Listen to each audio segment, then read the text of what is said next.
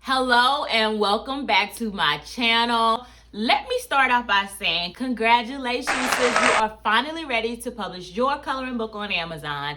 And today I'm going to be walking you through 7 steps to do just that. Now, if you're new here, I'm Latoya Nicole, and in 2018, God told me to publish a book. So I published my first coloring book. From there, it grew into a coloring book business called Entrepreneurs Color 2. Now, through this business, I've been able to generate a multi-6-figure income. And I'm going to teach you one of the first things I did, which was to publish. Now, if you're really serious about publishing, I do have a free download that will walk you through the steps of publishing your first book on Amazon. And you can download that. I'll leave the link below. Okay, now let's get into the publishing process. So the first thing you're going to need to do is get your illustrations or the coloring pages that people are going to be coloring inside of your book. Now, there are a few ways that you can get these images created. One of the things that I actually did was I went to Amazon and I looked at the books that were selling that I actually liked the covers of. And I started looking through those books to see if the illustrator was listed on any of those books. And then I personally reached out to the illustrator and did that by email. And I also did it by Instagram. And so I was able to find my illustrator that way. But you can also find an illustrator using sites like Fiverr and Upwork. Something else that you can do is visit sites like Creative Fabrica. Those are pre-made templates that usually give you the licensing to be able to use those same images to publish in your book. The only downside that I have noticed with that is sometimes all of the images that other books are publishing are going to be the same unless you customize those images and make changes to them by adding elements like hearts, or maybe adding some flowers to the designs, or maybe adding some words to your design. So you would want to make sure you customize them if you do get them from sites like Creative Fabrica. And going back to Fiverr and Upwork, you would just want to do maybe a reverse image search in Google to make sure that those pictures are actually drawn by the artist, and they're not duplicates of some other images. Because if you're anything like me, you want your artwork to be custom artwork. This is the #1 reason why I hire an illustrator, because I know that my illustrator is actually drawn from scratch using digital art. So just want to decide which direction is best for you to get your images for your book, according to the vision that you have for yourself. Also in step 1, you're going to want to decide on your niche, because in order to get your images from your illustrator,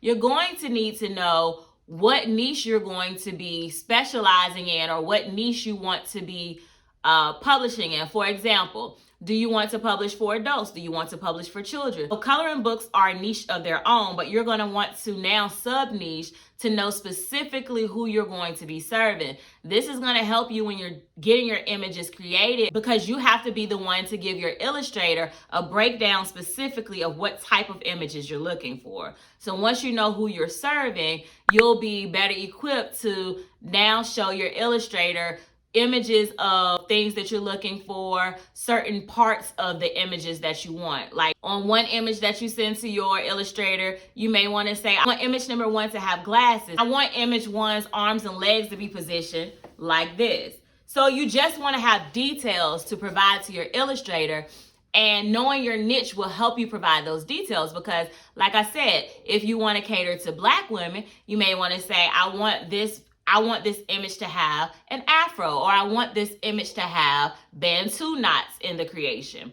So you just want to keep in mind what you want when you're reaching out to your illustrator, so that they can create something for you effectively. Because remember, they can't see inside of your head. You have to be able to communicate that and convey to them what you specifically want for your images.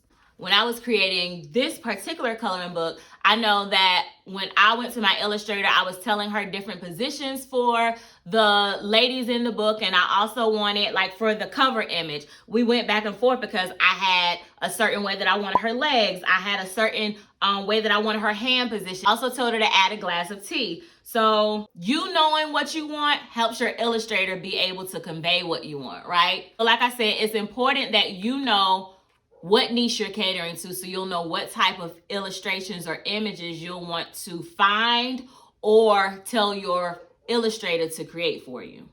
Okay, now the second thing you want to do is choose your keywords and your categories. So you're going to want to know what keywords directly relate to your book. This goes back to step 1 of the importance of knowing what niche you're going to be in. Because whatever niche you're targeting, that's how you're going to be able to narrow down the best keywords for that specific niche. Now, one of the things you can do is go to Amazon's search bar and you can begin typing in a word. And as you're beginning to type in a word, you'll then see where Amazon is filling out the most common search term for this word. These are the types of keywords that you could put in the back end of your book where you have to list those 7 keywords. And the reason you want to go ahead and have your keywords and your categories chosen is so that when you do get to the publishing part, you'll already have everything and you can just go straight through the process. Now, when I first started publishing on Amazon in 2018, I didn't have anyone to tell me how to choose my keywords or how to choose categories. So I kind of went in it blindsided, which I learned was not good at all, because when you go in blindsided, you try to pick the best category. You don't really have any type of rhyme or reason that you're choosing the category. You just think it's the best category because it's like, oh yeah, my book has flowers in it. It can go in a flower category. So you do want to research keywords that are best for visibility of your book, because that is one of the most important things on Amazon is going to be search visibility. So when people are typing in specific keywords, you want your book to pop up for them. And in relation to choosing your categories, what I suggest is looking at some of the best-selling coloring books on Amazon that are like the coloring books that you're going to be publishing, and then scrolling to the bottom of the page to see what categories they have listed. Now, if you need help on the process that I take to choose categories, I do have a video that I talk more in depth about this, and I'll link that somewhere up here. All right, step 3 is formatting. Now, usually when you're writing a book, right? Like let's say you're writing a novel or you're writing a fiction book, usually formatting is going to be a bunch of words that you want to read over and proofread to make sure that you know what you're doing. But for a coloring book, it's going to be a little bit different. For a coloring book, formatting consists of the layout of your images. Think of it like music. You know, back in the day when we used to buy music CDs, I know the younger generation probably doesn't know what that is. But back in the day when we used to buy CDs, we would listen to the music in a rotation because song number 2 would somehow tie into song number 1, or song number 1 would somehow tie into the intro so that it could relate to each other. It's like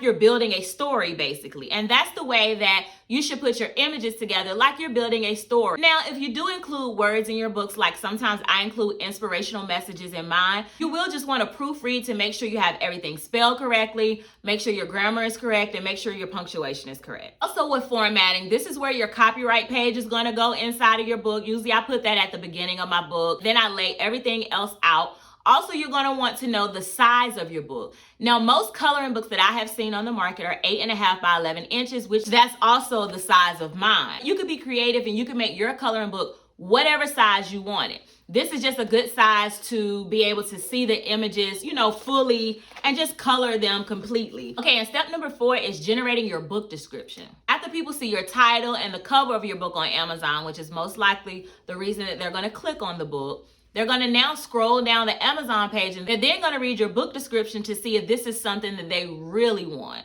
Usually your book description is going to go in the description section on Amazon, and you can also include an insert of your book description on the back cover of your book if you so choose as well. Think of your book description like a pitch. It's the last chance to close the sale once the person has clicked on your book to again see if this is what they really want. So your book description should be short, descriptive, and interesting. Now, I usually create my book descriptions from scratch, but now there's a new tool that people are using to create book descriptions, which is called ChatGPT.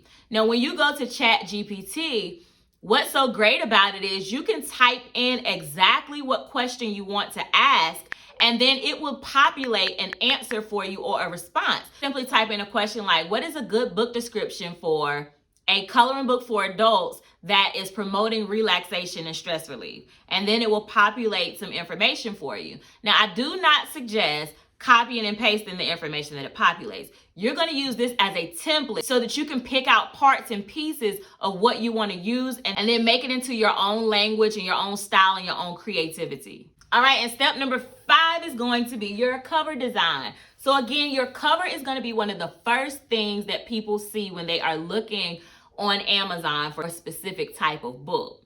So your cover needs to be vibrant. Your cover needs to pop, as I like to say, and it just needs to stand out. Basically, make sure the words are nice and big on the title so that people can see this from a thumbnail image, because of course a lot of people scroll on Amazon from their cell phone. So on your cell phone it's just a little image, so you need to be able to make out what the book is. It needs to be a nice quality. And so you also want to go ahead and start thinking about what you're going to have on the back cover. Usually on my back covers, I just take 4 images from what's already inside of my book and I add them to the back cover along with a little description and my company logo as well as my website. Step number 6 is going to be your ISBN number. Think of your ISBN number like the social security number of your book, basically. And it's going to go in this section of your book. I always suggest, if you know you're going to be publishing more than one book, then you would want to go ahead and purchase the bundle of ISBN numbers. And you can go through Bowker.com to get your ISBN number. If you just purchase one ISBN number, I believe it's around $125. So you can just look at their options and choose what's best for you. All right, and the final step is going to be upload and publish your book. Yay! You finally got to the final step so that you can go ahead and complete the process and get a final copy of your book in your hand. Now, don't worry, I got you covered, sis. I have made a video showing you how to upload so that you'll know step by step how to do it. So you can watch that video next. And until next time, bye-bye.